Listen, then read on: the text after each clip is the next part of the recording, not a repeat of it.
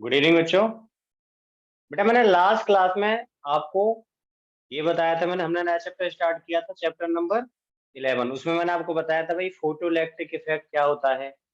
उससे रिलेटेड कुछ टर्मिनोलॉजी थी कि भाई वर्क फंक्शन क्या है, थ्रेशोल्ड फ्रीक्वेंसी क्या होती है, थ्रेशोल्ड वेवलेंथ क्या होती है। फिर मैंने आपको फोटो इलेक्ट्रिक इफेक्ट से रिलेटेड कुछ प्रैक्टिकल्स भी समझाए। ठीक है बेटा। अब नेक्स्ट आता है हमारा फोटो इलेक्ट्रिक एमिशन जो है बेटा।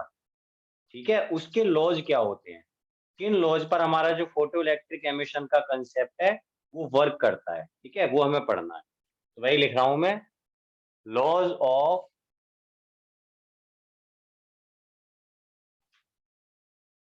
Photo electric emission. क्या है बेटा ये लॉज, वो हमें समझनी है। तो देखो मैंने आपको फोटो इलेक्ट्रिक इफेक्ट के जो लॉज बताए थे ना बेटा, उन्हीं से ये फोटो इलेक्ट्रिक एमिशन जो है वो बना है। ठीक है, जो सारे मैंने आपको प्रैक्टिकल सिखाए थे उन प्रैक्टिकल पर ही बेस्ड ये लॉज है। मैं आपको समझा दे रहा हूँ पहले, फिर इनको नोट करते हैं। देखो बेटा क्या आता है इसमें, किसी भी मेटल सरफेस से बेटा जो फोटो इलेक्ट्रॉन निकलते हैं उनके नंबर की बात करें या हम फोटो इलेक्ट्रिक करंट की बात करें, वो किस पर डिपेंड करती है, इंटेंसिटी पर। तो अगर हम लाइट की इंटेंसिटी बढ़ाते हैं तो फोटो इलेक्ट्रिक करंट भी बढ़ता है। तो फोटो इलेक्ट्रिक करंट हम कह सकते हैं लाइट की इंटेंसिटी के डायरेक्टली प्रोपोर्शनल होता है। ठीक है। दूसरी चीज कि एक पर्टिकुलर फ्रीक्वेंसी से नीचे कोई भी फोटो इलेक्ट्रिक एमिशन नहीं होगा। उस फ्रीक्वेंसी को हम क्या नाम देते हैं, थ्रेशोल्ड। क्योंकि आपने पढ़ा था कि भाई फोटो इलेक्ट्रिक एमिशन जब होगा तो भाई मिनिमम फ्रीक्वेंसी थ्रेशोल्ड के बराबर होगी। थ्रेशोल्ड से अगर फ्रीक्वेंसी ऊपर है तो उसकी एनर्जी किस पर डिपेंड करती है, फ्रीक्वेंसी पर।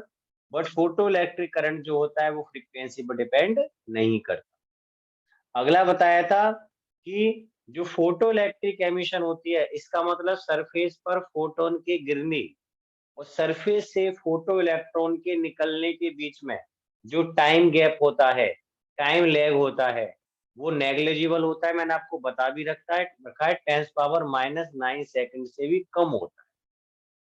ठीक है, तो ये लॉज थे। बस प्रैक्टिकल को बेटा हमने बस लैंग्वेज की फॉर्म में यहाँ पर रख दिया है, बस उसी से लॉज बन गए। तो फर्स्ट लॉ क्या है, photo electric current remains directly proportional to the intensity of radiation। बेटा रेडिएशन मतलब हमारे यहाँ तक किससे है, जस्ट लाइट से है। ठीक है। सेकंड क्या था, below a particular frequency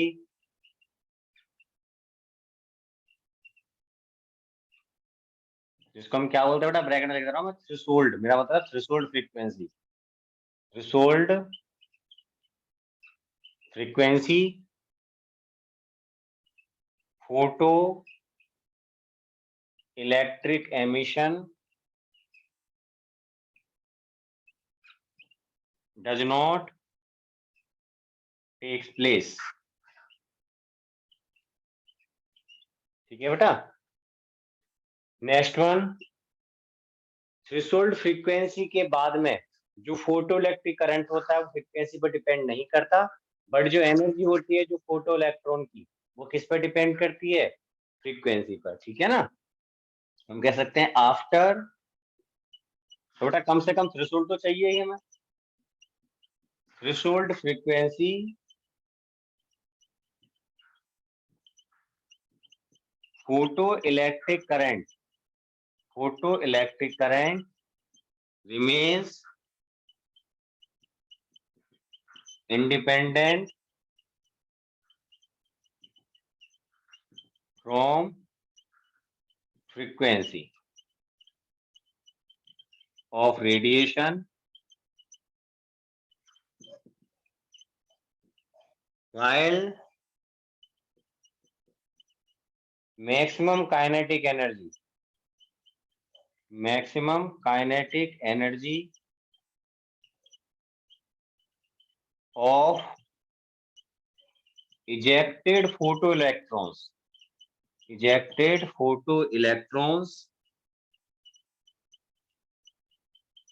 depends on frequency of radiation.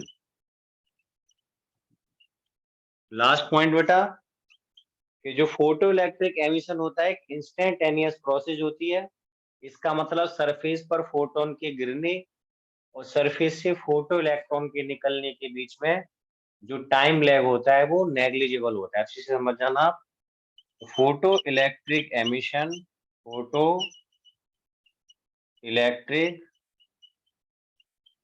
Emission is an instantaneous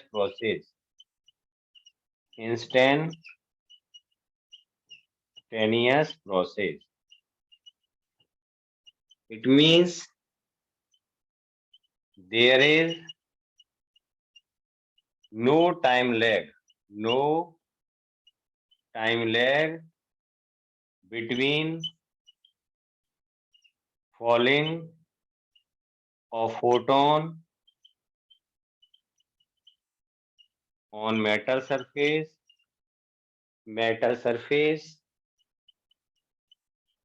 and ejection of photoelectrons from it। तो बेटा ये लॉस थे हमारे फोटो इलेक्ट्रिक एमिशन। ओके बेटा इसकी शॉर्ट लीजिए यहाँ तक का।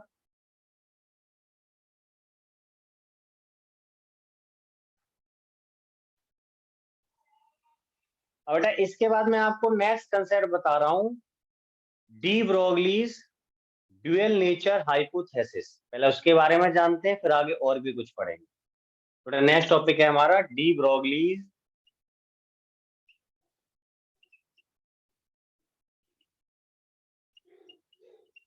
Dual nature hypothesis. बेटा ये हाइपोथेसिस क्या, थोड़ा इसके बारे में जानते हैं। भाई डी ब्रोगली ने ये बताया था जब कोई पार्टिकल बहुत तेज स्पीड से चलता है तो उसमें पार्टिकल के साथ साथ वेव नेचर भी आ जाता है। तो पार्टिकल के पास बेटा दो तरह की प्रॉपर्टी आ गई कि पार्टिकल की नेचर तो है ही, वेव नेचर आ जाती है। इसलिए उसका क्या बोलते हैं, ड्यूअल नेचर। दो तरह की नेचर होगी इसकी, पार्टिकल वाली नेचर और वेव वाली नेचर। उसी को हम D Broglie's dual nature hypothesis कहते हैं। अब भाई पार्टिकल्स के लिए कह रहा हूँ, भाई पार्टिकल को हम वेव की तरह डील कर रहे हैं यहाँ पर कि भाई जब पार्टिकल बहुत तेज चलता है तो एक वेव की तरह बिहेव करता है। तो बेटा वेव है तो उसकी अपनी वेव लेंथ भी होगी। तो फिर मैं आपको इस डी ब्रोगली वेव लेंथ को भी बताऊंगा, भाई डी ब्रोगली वेव लेंथ क्या होती है। ठीक है, according to it a moving particle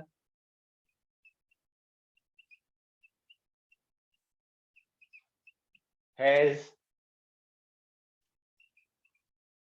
wave nature along with particle nature।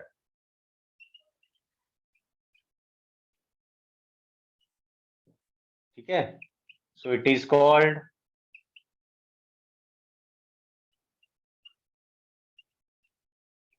Dual nature.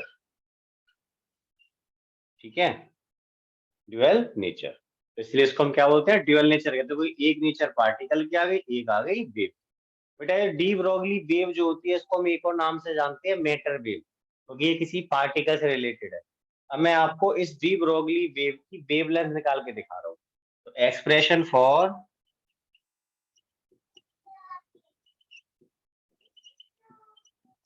Wave length for de Broglie wave orbits का दूसरा नाम क्या होता है? मैटर वेव के नाम से भी जानते हैं, जो मूविंग पार्टिकल से रिलेटेड हो। तो हमें माना भाई कोई पार्टिकल है जिसका मास m है, ठीक है। तो आपने पढ़ा था बेटा आइंस्टीन का एनर्जी मास इक्विवेलेंस, उसके हिसाब से एनर्जी कितनी होती थी? अगर हम पार्टिकल का मास m मान के चला तो एनर्जी होती है mc²। फिर बेटा मैं इसको वेव की तरह डील करूंगा, ठीक है। मैंने माना late a particle,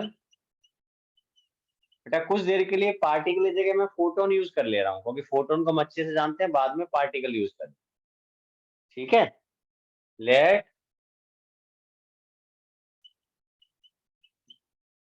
a photon, ठीक है। बेटा फोटोन की एनर्जी क्या होती थी? इक्वल टू एच न्यू होती थी। न्यू को हम क्या लिख सकते थे? सी अपॉन लेमडा भी लिख सकते थे, ठीक है। Let a photon, whose energy क्या होगी? हुज एनर्जी इक्वल टू होती है H nu equal to H C upon lambda. Equation number 1। If we take photon as a particle of mass m, अगर बेटा फोटोन को मैं मास m के particle की तरह मान लूं, then its energy, then its energy, तब बेटा एनर्जी क्या होगी इसकी? इक्वल टू mc² भी होती है। Equation number 2। तो भाई है तो फोटोन की एनर्जी, चाहे आप इसको ऐसे मान लो, ठीक है, एक वेव की तरह, है ना, ये वेव नेचर में आ रहा है फोटोन, और यहाँ पे किसकी तरह? एक पार्टिकल की तरह, ठीक है ना। तो let a photon whose energy, तो बेटा यहाँ पे कौन सी नेचर आ रही है? Whose energy by wave nature, यहाँ पे पार्टिकल नेचर चल रही है। तो फ्रॉम फर्स्ट एंड सेकंड, बेटा दोनों ही एनर्जी को शो कर रहे हैं। यहाँ से आया h C upon lambda equal to mc²। तो बेटा देखो सी से सी कैंसिल हो गया, तो मैं तो लेमडा निकालना था, तो यहाँ से लेमडा क्या निकल कर आएगा? इनटू में एच अपॉन mc। तो लेमडा आ गया हमारा एच अपॉन mc। तो भाई ये डी ब्रोगली वेवलेंथ निकल कर आई, लेकिन ये किसकी है फिलहाल अभी बेटा? फोटोन की है। तो मैं आगे थोड़ा सा और डिस्कस कर लूं इसी में। If we replace if we replace photon with a particle of mass small m moving with speed v, then its D Broglie wavelength, तब बेटा इस पार्टिकल के लिए क्या होगी डी ब्रोगली वेवलेंथ? यहीं से लिख दो lambda equal to h upon, बेटा मास तो एम है, लेकिन आप जानते हैं फोटोन किसके साथ चलता है? लाइट की स्पीड के साथ। तो बेटा यहाँ पे स्पीड में थोड़ा सा चेंज आ जाएगा, तो यहाँ पे हमें किसकी स्पीड लेनी पड़ेगी? यहाँ पे तो लाइट की स्पीड है, यहाँ पे हमें इलेक्ट उसकी स्पीड लेनी है पार्टिकल की। तो भाई पार्टिकल की स्पीड मैंने कितनी मान रखी है? v मान रखी है। तो यहाँ पे c की जगह v आ गया, मास का तो कोई फर्क नहीं पड़ा, तो lambda equal to h upon m v. But बेटा आप एम बी जानते हो, एम बी का मतलब मोमेंटम भी तो होता है, तो p equal to m v भी बन जाएगा। तो लेमडा क्या हो जाएगा? एच अपॉन एम बी की जगह पी आ गया। तो भाई ये फॉर्मूला बन गया। तो lambda equal to h upon p. बेटा स्क्रीनशॉट लीजिए यहाँ तक का। अब बेटा मैं इन्हीं फॉर्मूलों को, जो डी ब्रोगली वेवलेंथ है, उन्हीं को मैं अलग अलग फॉर्म में भी सिखाना चाह रहा हूँ आपको फॉर्मूलों को। तो पहले हमें कुछ नोट में पॉइंट्स याद रखने हैं, हालांकि वो आपको पहले बताए हुए सारे। देखिए बेटा आपने पढ़ा है कि भाई k इक्वल टू होता है half m v square kinetic energy. अगर बेटा मैं m से मल्टीपल डिवाइड कर दूं तो ऊपर तो क्या हो जाएगा? m²v², जिसको मैं एम वी का होल स्क्वायर कह सकता हूँ। नीचे m ये रहा, तो मैंने m से मल्टीपल डिवाइड करा तो ऊपर m²v² तो एम वी का होल स्क्वायर, नीचे 2m बन गया। और एम बी को हम क्या बोलते हैं? पी। तो बेटा ये आ गया p² अपॉन 2m। तो हमें फॉर्मूला मिल गया कि k equal to p² upon 2। यहाँ से हम कह सकते हैं p² equal to 2m k। P equal to under root 2m k. तो बेटा इस फॉर्मूले को याद रखना, इस वाले को भी और इसको भी। First point. अब बेटा सेकंड पॉइंट को डिस्कस करते हैं। बेटा आपने एक फॉर्मूला पढ़ा था कि वर्क होता था हमारा Q इंटू वी। आपने पढ़ा था यूनिट चार्ज के वर्क को हम वोल्टेज बोलते थे, चैप्टर हमने 2 में पढ़ा हुआ था। तो Q चार्ज के लिए वर्क कितना हो जाएगा, QV। तो बेटा वर्क को भी हम किसकी तरह डील कर सकते हैं, काइनेटिक एनर्जी की तरह। तो यहाँ से बेटा वर्क को मैं काइनेटिक एनर्जी की तरह यूज कर रहा हूँ। तो काइनेटिक एनर्जी तो K इक्वल टू भी क्या हो जाएगा, QV। तो बेटा ये फॉर्मूला भी हम यूज कर सकते हैं, K इक्वल टू QV। तो ये भी फॉर्मूला आपको याद रखना है, ठीक है भाई। अब एक आपको बेटा ये भी फॉर्मूला था कि if a particle of mass m is moving under temperature T, then its kinetic energy. बेटा ये 11th का है फॉर्मूला, तो आपने पढ़ा था काइनेटिक। बेटा यहाँ पे मैं E से रिप्रेजेंट करे दे रहा हूँ, E इक्वल टू आपको याद होगा 3/2 kBT। बेटा ये फॉर्मूला होता था 3/2 kBT। भाई एक इस फॉर्मूले को भी याद कर लेना, मैं कहीं भी बेटा जरूरत पड़ेगी अब काइनेटिक एनर्जी को मैं ई भी लिख सकता हूँ, चाहो तो आप यहाँ लिख सकते हो 2me 2m के, कोई फर्क नहीं पड़ रहा, क्योंकि मैं यहाँ पे के लिखता तो आप इस दोनों के में कंफ्यूज हो जाते। इसमें ए को लिख दिया है 3/2 kBT को। बेटा अब मैं इन सारे फॉर्मूलों को अभी यूज करूंगा सबको जो है, ठीक है। चलिए स्क्रीनशॉट लीजिए यहाँ तक। बेटा यहाँ पे केवी क्या होता है, बोल्ट्जमैन कांस्टेंट होता है। Here kb is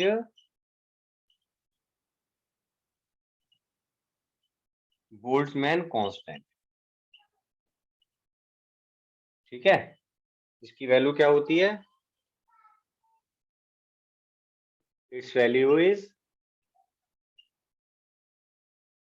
kb equal to 1.38 into 10⁻⁻23। बेटा इसकी यूनिट क्या होगी, इधर जूल पर केल्विन, ठीक है। जूल पर केल्विन 1.38 इंटू 10⁻⁻23 जूल पर केल्विन, ठीक है बेटा। चलिए स्क्रीनशॉट ले लो इसका। अब बेटा इसके बाद अब हम कुछ अलग अलग फॉर्मूले ड्राइव कर रहे हैं डी ब्रोगली वेवलेंथ से रिलेटेड, ठीक है। बस हमें तो पार्टिकल को चलाना भाई, अगर कोई मूविंग पार्टिकल है उसमें वेव नेचर होगी, बेटा उस वेव से रिलेटेड जो वेव लेंथ होती है उसको हम डी ब्रोगली वेव भी कहते हैं। डी ब्रोगली वेव लेंथ या बेटा मैटर वेव की वेव लेंथ बोलते हैं। तो बस हमें कैसे भी पार्टिकल को चलाना है, उसके बेस पर हमें उसकी de Broglie wave length find out करनी है, ठीक है। तो मैं यही लिख रहा हूँ, अलग अलग केस में लिख रहा हूँ। D Broglie wavelength, de Broglie wavelength for a particle moving under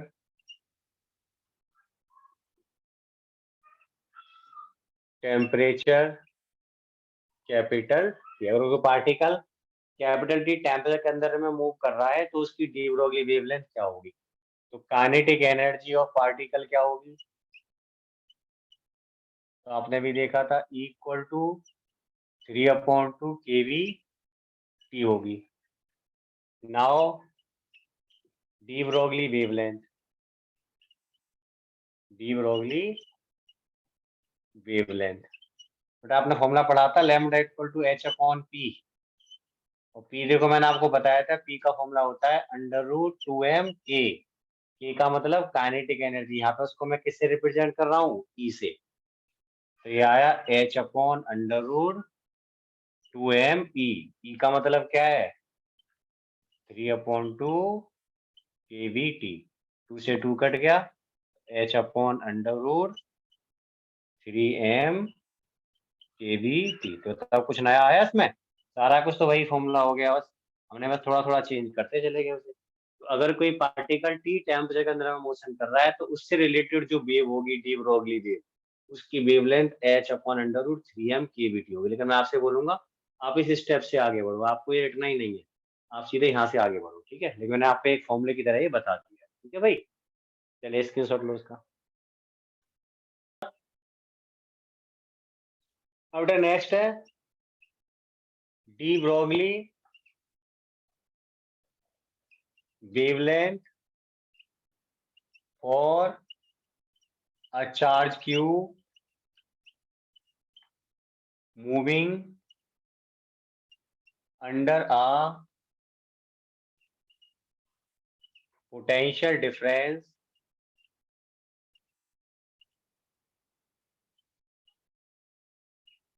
v। अब बेटा v पोटेंशियल डिफरेंस के अंडर में अगर कोई चार्ज q मूव कर रहा है तो उसकी डी ब्रोगली वेवलेंथ क्या होगी बेटा? तो ऐसे मान लो आप, ये दो पॉइंट हैं, इनके बीच में भाई पोटेंशियल डिफरेंस कितना लगा रखा है मैंने? v लगा रखा है, ठीक है। चलो ऐसा कर लो, यहाँ पे प्लस मान ले, यहाँ पे माइनस, इसका मतलब इधर हाई पोटेंशियल है, इधर लो पोटेंशियल। तो अगर मैंने किसी चार्ज q को छोड़ा, क्यू पॉजिटिव ही मान लिया मैंने, तो प्लस क्या करेगा? इसे रिपेल करेगा कि नहीं? तो इधर को मूव करेगा ये प्लस चार्ज। तो लगातार इस प्लस के रिपल्सन की वजह से वो माइनस अट्रैक्ट करेगा, तो लगातार बेटा इसकी स्पीड बढ़ती जाएगी, तो इसकी काइनेटिक एनर्जी में चेंज आ रहा है, काइनेटिक एनर्जी बढ़ रही है। तो कितनी काइनेटिक एनर्जी गेन करेगा वो मुझे निकालना है। इस वाले केस में काइनेटिक एनर्जी कितनी आएगी पार्टिकल की? काइनेटिक एनर्जी ऑफ पार्टिकल, तो आपको भी थोड़ी देर पहले मैंने बताया था, इक्वल टू यूनिट चार्ज होता तो कितना वर्क होता है उस पर? पोटेंशियल डिफरेंस के बराबर। क्यू चार्ज पर कितना वर्क होगा? Q times. तो बेटा यही जो वर्क हुआ है यही किसकी फॉर्म में स्टोर हो गया? इसके अंदर काइनेटिक एनर्जी की फॉर्म में। तो हमें डायरेक्ट ऐसे याद रखना है, इक्वल टू आ गया हमारा q v. Now de Broglie wavelength, de Broglie wavelength, ठीक है। तो क्या होगा डी ब्रोगली वेवलेंथ बेटा? इसकी lambda equal to h upon, आप पी जानते थे, एच अपॉन पी को मैंने अभी आपको क्या बताया था? अंडर रूट 2m, के को हमने ई बोल दिया। ई की वैल्यू बेटा मैंने ऊपर से लिखी रखी है, अंडर रूट 2m। ई का मतलब क्या है यहाँ पर? Q v. बेटा इस तरीके से मुझे लैम्डा मिल गया भाई, ये वेवलेंथ होगी चार्ज पार्टिकल की, जिसका चार्ज क्यू है और मास क्या है? एम है। लेकिन अगर बेटा मैं इसी फॉर्मूले को इलेक्ट्रॉन के लिए यूज करूं, तो इलेक्ट्रॉन भी तो एक चार्ज पार्टिकल है, तो फॉर इलेक्ट्रॉन, इलेक्ट्रॉन के लिए क्या होता है? Lambda equal to h upon under root 2। बेटा यहाँ पे इलेक्ट्रॉन का मास आता, इलेक्ट्रॉन का चार्ज आता, तो वी वोल्टेज होता। तो ये एच आप जानते हो ना, प्लांक्स कांस्टेंट होता है, इसकी वैल्यू कितनी होती है? 6.6 into 10⁻34 upon under root 2 electron का mass 9.1 into 10⁻31 into charge electron का 1.6 इंटू 10⁻19 इंटू में क्या बेटा आ गया? अभी बी और आ रहा है, ठीक है, बी। अब बेटा अगर मैं इन सबको सॉल्व करूं, सभी को सॉल्व करता हूं बेटा, तो देखो ये वैल्यू सॉल्व करने पर आती है 12.27 अपॉन में अंडर रूट 2 इंटू में 10⁻−10 आता है बेटा, उसको मैं एंगस्ट्रॉम में कन्वर्ट करें, तो भाई ये हमारा फाइनल रिजल्ट निकल कर आता है सॉल्व करके। तो आपको बेटा ये फॉर्मूला कब मिला है? जब कोई इलेक्ट्रॉन वी वोल्ट के पोटेंशियल डिफरेंस से गुजर रहा होता है, तो उसकी वेवलेंथ के लिए डायरेक्ट फॉर्मूला यूज कर लेते हैं 12.27 अपॉन अंडर रूट 2 एंगस्ट्रॉम। लेकिन अगर कोई और पार्टिकल होता है तो इस फॉर्मूले को लगा दो, क्योंकि हमें कोई भी पार्टिकल हो उसका मास और चार्ज रखना पड़ेगा, आंसर आ जाएगा। इलेक्ट्रॉन के लिए था तो बेटा मैंने मास और चार्ज रख के कैलकुलेशन डायरेक्ट कर ली, क्योंकि ज्यादातर हम इलेक्ट्रॉन की बात करेंगे तो सीधे इस फॉर्मूले में केवल वी लगा देंगे। मैं आपसे बोलूं इलेक्ट्रॉन को 10 वोल्ट के पोटेंशियल डिफरेंस से गुजारा, बताओ उसकी डी ब्रोगली वेवलेंथ क्या होगी? तो सिंपल बस यहाँ पे 10 रख दो, सॉल्व कर दो, डायरेक्ट आंसर आ जाएगा, तो आपको इतनी कैलकुलेशन करने की जरूरत नहीं पड़ेगी। ओके बेटा स्क्रीनशॉट लीजिए यहाँ तक का।